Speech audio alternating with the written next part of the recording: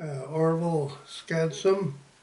I was born on August 12th, 1931, and I'm living in Thief River Falls, Minnesota right now. What war and branch of service did you serve in? The Korean War and Army. And what was your rank? When I was discharged as sergeant, Okay. And where did you serve? Korea for the first part, and then back in the States and the rest. Were you drafted or did you enlist? I enlisted. And why did you enlist? My friend that I chummed with enlisted a couple of weeks before or something, and I didn't know about it. And then when I found out, then I enlisted too. Okay. So what was that process like? Where did you go to enlist? Warren. Oh. Yeah. At the courthouse or? Yeah. Oh, okay. So where were you living at the time? In Newfoundland. Yeah. Okay. Why did you pick the service branch that you joined? My buddy picked that one, and I always liked the Army, to hear about it. Mm-hmm. What was your friend's name? Ralph McKeever. Okay. And did you grow up with him in Newfoundland then? No, we were friends after, in our teens and stuff. We went to North Dakota and worked in farms and everything together. What were your first days of service like, and like your boot camp experience? It was tough. We had 4 months of real vigorous training, and in the Hawaiian Islands. What were the hardest things you did at boot camp?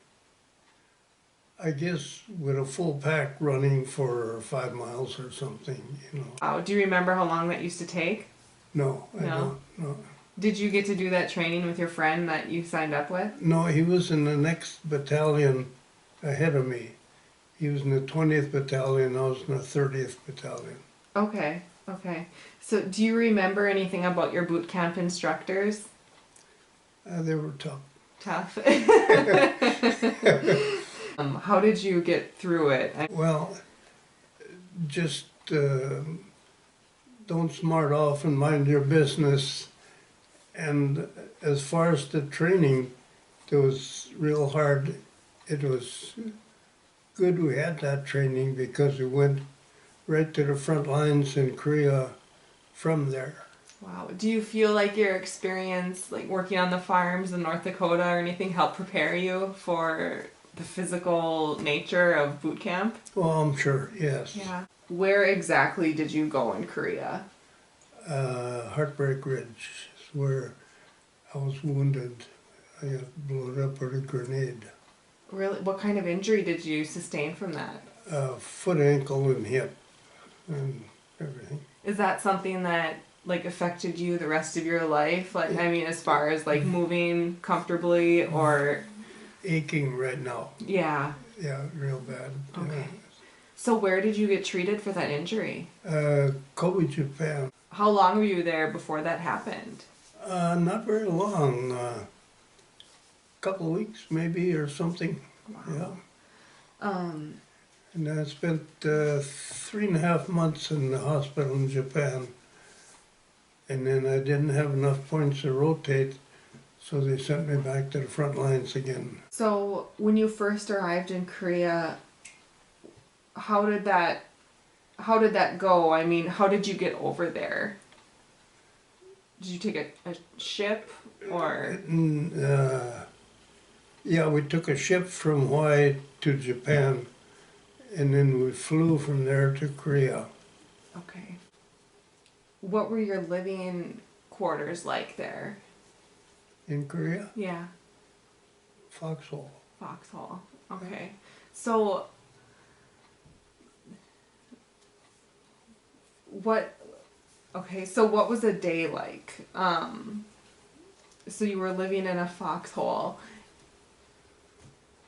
Come morning, what would happen? Well, to start with, we were into the assault in the mountains, so we didn't have a basic one. But after I got wounded, well, then we were not in the advance as much, so we were in bunkers. What were you given to eat? I mean, how did you stay protected from the elements? What was going on there? In the winter, it was this kind of weather. Oh. It was 10, 20 below there too. And we made a stove out of a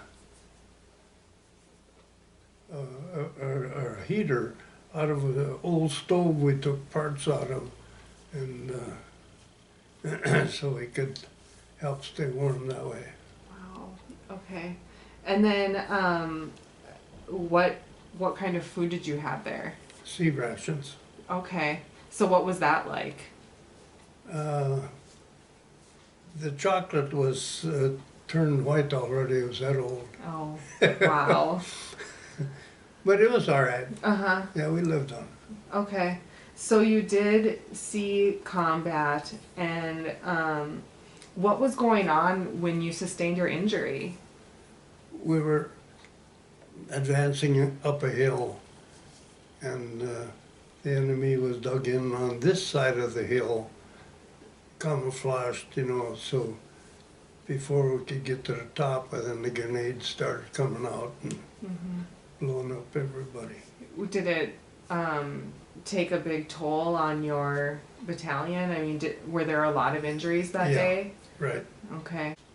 You ended up going to the hospital and you were there for 3.5 months. How did you feel about the care you were receiving? Did you think you were being well taken care of there by... Yeah. Yeah? Yeah. My first surgery was in Korea, where they have MASH on TV. Mm-hmm. That's where my first surgery was. When you see those helicopters come in, I was on one of them. Wow. Okay, so what kind... Did they have like fairly modernized care for that time? I mean, preparing for surgery, what was that like? It's just a tent. A tent? Okay. Yeah. Okay. Were you asleep for the surgery? Yeah. Okay. And when I came out of the anesthesia, we were just landing in Japan. Wow. So they done the surgery and threw us on the plane, and we were just about to land in Japan when I came out of the anesthesia. Were you a prisoner of war? No. Do you have any like memorable experiences that you'd like to share? I mean, if you would just like to share any stories or memories that you had or anything. I know it was wartime, but was there anything maybe funny that happened, or anything that you've always remembered? Well, I don't discuss the hill, Mm-hmm. but when I was in Japan in the hospital, all the nurses' aides were Japanese. Mm-hmm. So I got to speak Japanese pretty good. Oh, that's awesome. Are there any words that you still remember? Oh, yeah. Yeah, I can count in there. Ichi, sanshi, go, rakuhatsu, kuju. Really? And Huh. That's amazing. and when you're 20 years old, you can learn easy. So after you were told that you were going to be going back after you recovered for your injury, I mean, how did you feel about that, having to go back? I was sure I was going to get killed. Mm-hmm. How long were you over there? I left there in April or May, and I came there in August. So I did get, you had to have 36 points to rotate. Uh-huh. And being I had basic training in Hawaii, I think I got points for that. Okay. So I didn't have to stay there. It was shorter than some, maybe. How do you get points? 4 points a month. Okay, okay. So, I should have asked this at the beginning, but what years were you in service over there? 1951. 1951. Okay. So after returning back to the basically like the front lines, how long were you there before you got to go home? I was there all winter, Okay. and it was in the later spring when I left there. Yeah. I wasn't a rifleman then. I started out as amware for 60 millimeter mortars, and then I got to be gun leader and squad leader Okay. of that unit, and I was a private E2. Okay. They froze ranks, Oh. so nobody got ranks. I should have been sergeant, Mhm. but they froze the ranks, so I made all my rank in the United States. And Okay. yeah, After how did you get home from Korea? went back to Japan, flew back to Japan, and then we took the boat back to the United States. Okay, to Hawaii or a different part? No, straight here. Oh, okay. Okay, where did you arrive in the US? On the West Coast someplace. Okay. Okay. Yeah. Do you remember anything in particular about your travels on those ships? You don't eat for 3 days. Oh, wow. Yeah, I don't think I would forget that either.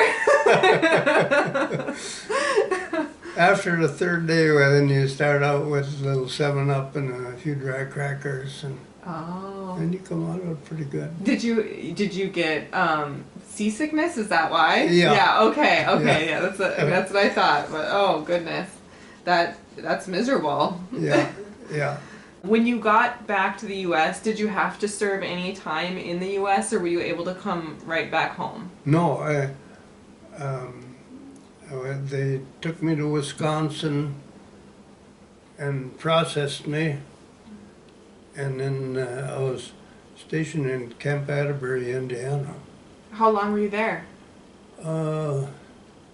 Year and a half or better. What did you do while you were in Indiana? I was a motor pool sergeant. Okay. I was in charge of a motor pool. So what's a motor pool? All the jeeps and trucks and stuff of the Army, Oh. that's where they are located and Okay. do the maintenance and stuff. When you were done in Indiana, were you able to come home then? Was that Yeah. the end of your time in service? Yeah, Okay, so did that total like 2 years or 3. 3? Okay. well, 13 days less than 3 years. Mhm. They were gonna, Indiana closed their Camp Atterbury, and they were gonna transfer us to Colorado, but I only had 13 days left of my service, so they discharged me 13 days early in convenience of the government. Okay. Okay. I bet that worked out for you too. Yeah. Yeah. Yeah. So, well, how did you stay in touch with your family? You'd write letters. Yeah. Did you write a lot of letters while you were there? Quite a few, yeah. Okay.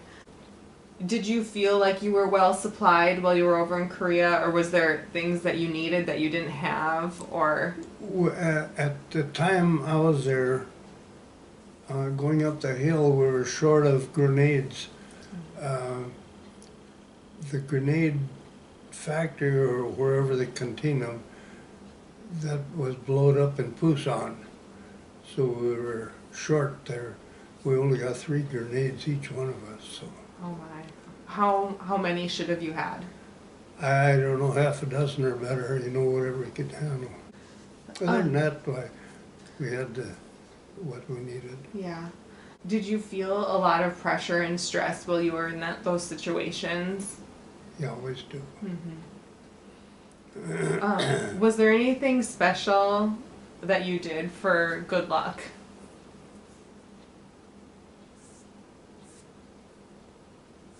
Prayed one, yeah. Mm-hmm. Yeah. while you weren't in battle, how did people entertain themselves or just like de-stress or, you know, make themselves feel better about the situation they were in? Do you remember, I mean, was there singing or did people have a musical instrument? Yeah, well, when I came back to the States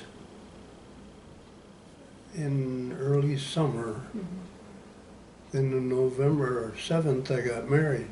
Oh. So my wife was with me in Camp Atterbury, Indiana.